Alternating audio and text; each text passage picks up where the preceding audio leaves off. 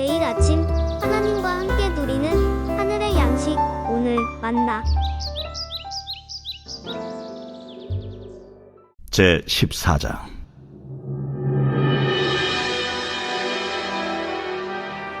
여호와께서 모세에게 말씀하여 이르시되, 이스라엘 자손에게 명령하여 돌이켜 바다와 믹돌 사이에 비아히롯 앞 곧 바알스본 맞은편 바닷가에 장막을 치게 하라.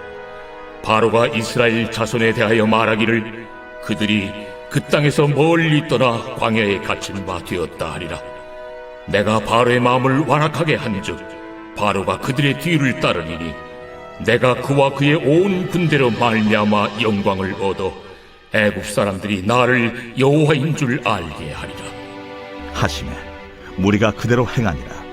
그 백성이 도망한 사실이 애굽 왕에게 알려지매 바로와 그의 신하들이 그 백성에 대하여 마음이 변하여 이르되, 우리가 어찌 이같이 하여 이스라엘을 우리를 섬김에서 놓아 보내었는가 하고 바로가 곧 그의 병거를 갖추고 그의 백성을 데리고 갈새 선발된 병거 600대와 애굽의 모든 병거를 동원하니 지휘관들이 다 건드렸더라.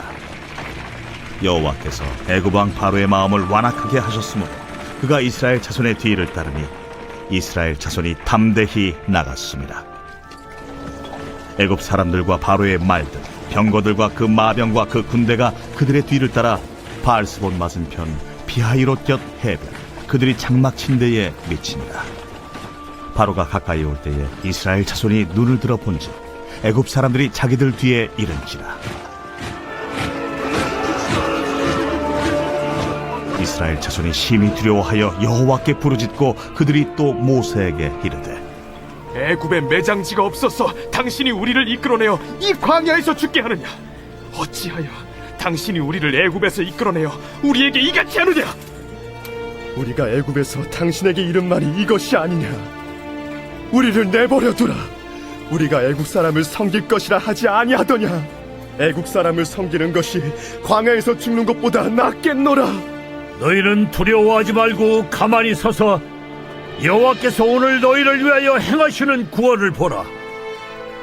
너희가 오늘 본 애굽 사람을 영원히 다시 보지 아니하리라. 여호와께서 너희를 위하여 싸우시리니 너희는 가만히 있을지니라. 이집트에서 가나안 땅으로 들어가는 지름길은 지중해 해안을 중심으로 놓였던 왕의 대로를 따라가는 것이었습니다. 이 길의 총 길이는 600km에 이르는 길인데 서울에서 전라남도 해남까지 정도 되는 거리입니다. 빨리 걸으면 약 보름 정도 걸리는 길이었습니다. 그렇게 가면 지름길이고 가장 빠른 길인데 하나님은 이스라엘이 그 길로 가기를 바라셨던 것이 아니라 돌아가서 바다와 믹돌 사이의 비하히롯 근처에 진을 치게 하셨습니다. 하나님은 왜 빠른 길로 보내시지 않으시고 돌아가는 길을 걸어가도록 하셨을까요? 오늘 본문은 그 빠른 길과 돌아가는 길 사이에서 우리에게 메시지를 알려주고 있습니다. 우리는 늘 빠른 길을 원합니다. 미국의 대통령 클린턴은 그가 어린 시절부터 늘 모든 것에 최연소라는 타이틀이 붙었다고 합니다. 대통령을 비롯한 그가 성취한 모든 업적 가운데서는 늘 최연소라는 타이틀이 붙었습니다. 그러나 현재 그는 나이가 많아지고 어디를 가든 최고령의 이야기를 듣는다고 합니다. 그는 그런 자신의 삶이 고달프긴 하지만 그것 또한 자신의 인생임을 받아들이고 있다라고 인터뷰하는 것을 보았습니다.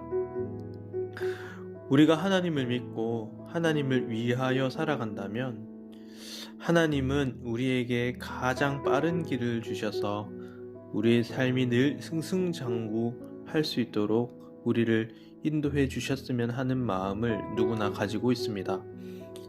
저에게도 그런 마음이 들 때가 참 많습니다. 또래 친구들과 비교하기도 하고 때로는 나의 느린 모습에 돌아가는 모습에 때로는 열등감에 시달리는 것이 저의 인생이기도 합니다.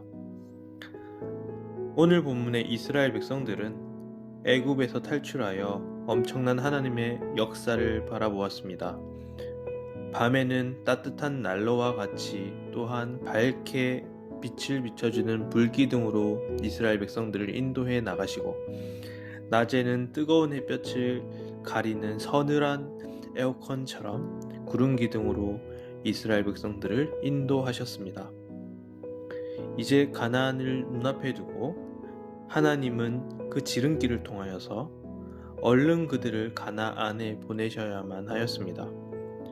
그러나 하나님은 이스라엘 백성들을 지름길로 보내시지 않으시고 돌아가게 하시고, 앞에는 홍해가, 뒤에는 애국 군대가 쫓아오는 급박한 상황 속으로 넣으셨습니다.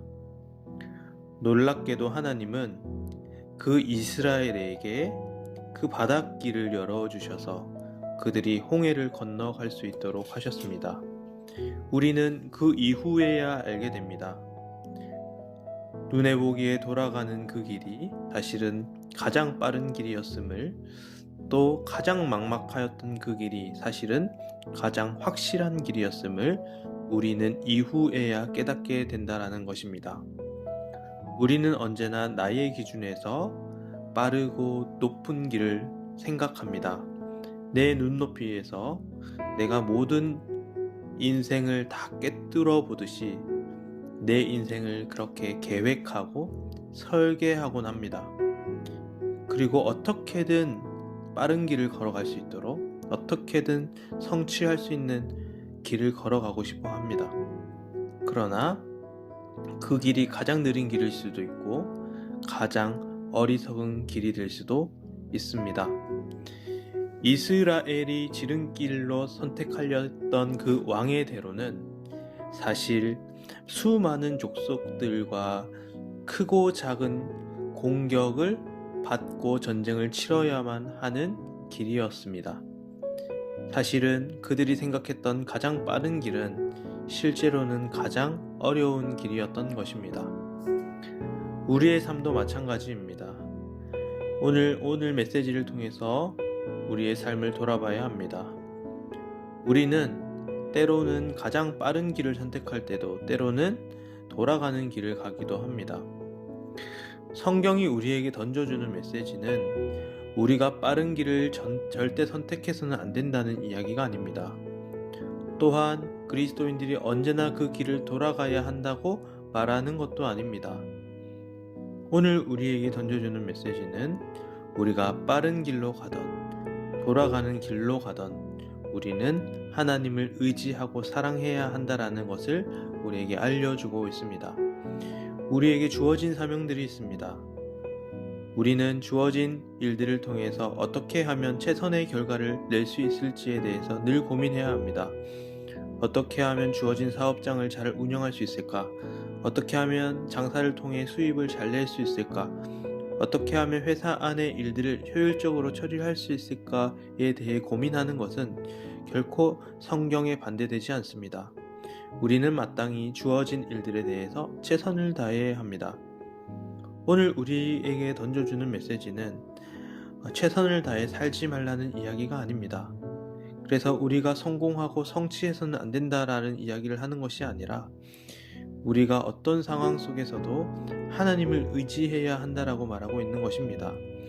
우리의 일이 잘 풀려서 우리의 인생이 빨리 속도를 내어 달려갈 때에도, 때로는 일이 잘 안 풀려 우리의 인생이 천천히 돌아가게 될지라도 우리는 주님을 의지하여야 한다라는 말입니다. 그때에 우리는 우리를 위해 싸우시는 하나님을 볼 수 있습니다. 여호와께서 너희를 위하여 싸우시리니 너희는 가만히 있을지어다. 우리의 인생의 목적은 빨리 가는 것도 또는 돌아가는 것도 아닙니다. 우리의 인생의 목적은 빨리 갈 때에도 하나님을 사랑하는 것이며 돌아갈 때에도 하나님을 사랑하는 것입니다. 우리가 빨리 갈 때에도 교만하지 않고 돌아갈 때에도 절망하지 않는 것은 빨리 가는 것과 돌아가는 것이 우리의 삶의 목적이 아니라 우리의 삶의 목적이 하나님을 사랑하고 그분의 영광을 위해 살아가는 것이 우리의 목적이기 때문입니다. 오늘 하루도 하나님의 영광을 위해 살아가는, 주님을 더 깊이 사랑하는 여러분들의 삶이 되시길 소망합니다.